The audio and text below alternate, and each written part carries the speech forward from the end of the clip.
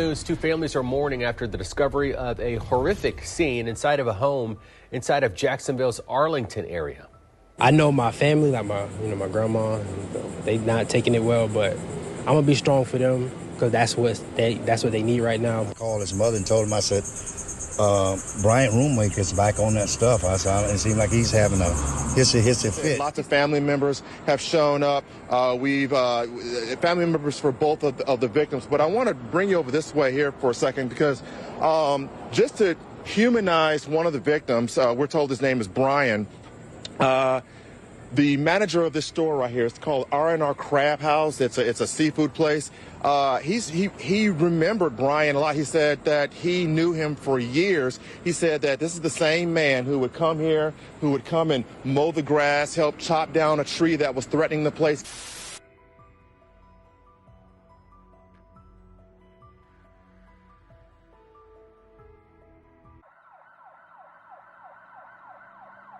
Around noon on August 1st, a man flagged down a Jacksonville sheriff's officer on Cesare Boulevard to report he'd shot two people inside his Arlington home located on Whitlock Avenue.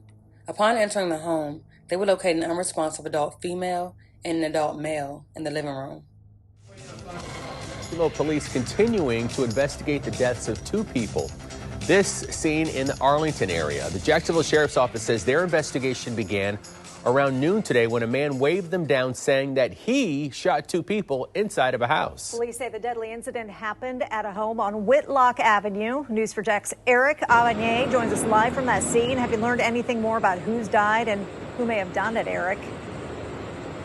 Yes, this has been a very somber and tragic scenario here. I can tell you that since we've been out here for a little more than an hour now, and family members of the deceased are starting to come up this way. They're asking us what happened. We can only relate to them what we were told by police.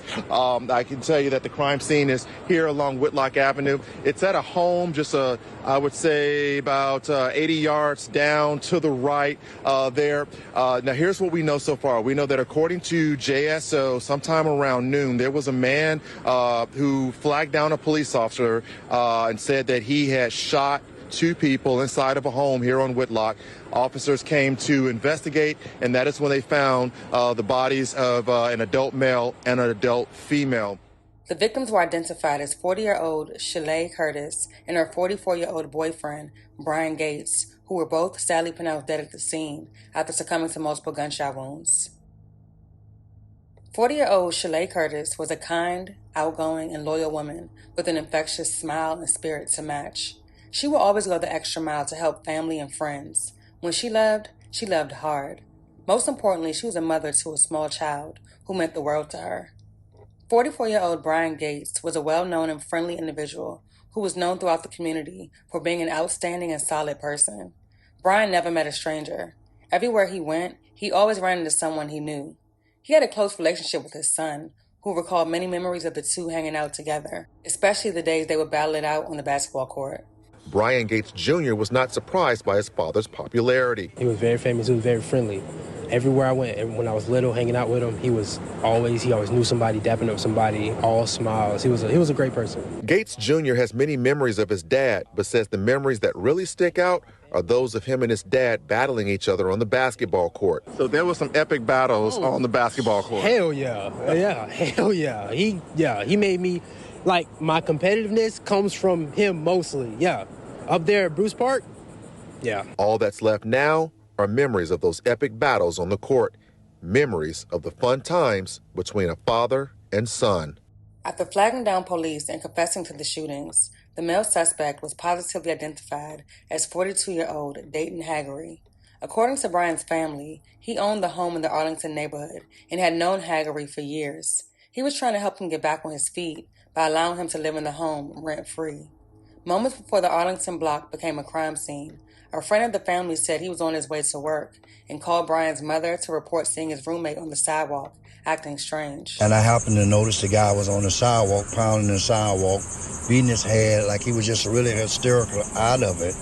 And whatever the case may be, I kept on going, and I called his mother and told him, I said, Bryant roommate is back on that stuff. I said, it seems like he's having a hissy fit. 2 hours later, he got the call to come back to the area because police were investigating a homicide at the house.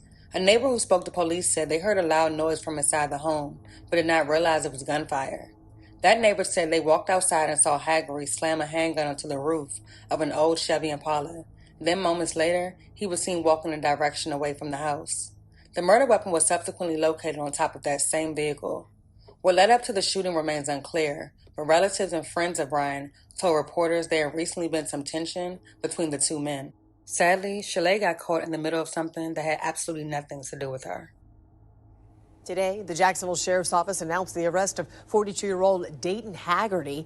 Investigators say he flagged down police after the shooting last week. Yeah, the victims were identified as 44-year-old Brian Gates and his girlfriend, 40-year-old Shalay Curtis. That shooting was at the couple's home on Whitlock Avenue near Cesare Boulevard. And that is where News for Jax reporter Eric Avanier joins us live with the latest on this investigation. Eric? Well, we now have a better idea of what happened inside this home that led to the discovery of, shall I say, a very gruesome discovery by police. Also, follow me here.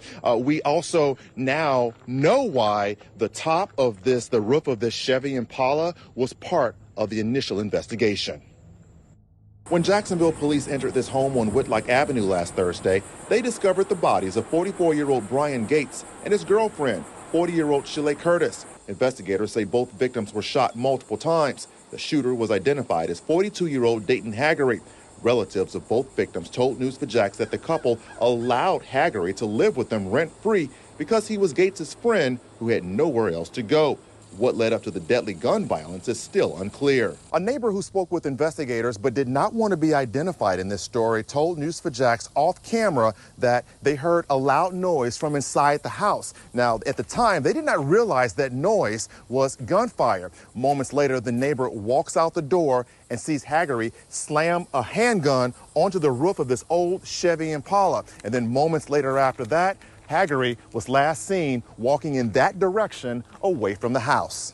Investigators say Haggerty later flagged down a police officer who was patrolling this block of Cesare Boulevard, located a half-mile from the house. According to detectives, Haggerty told the officer that he had shot two people inside the home where he was living.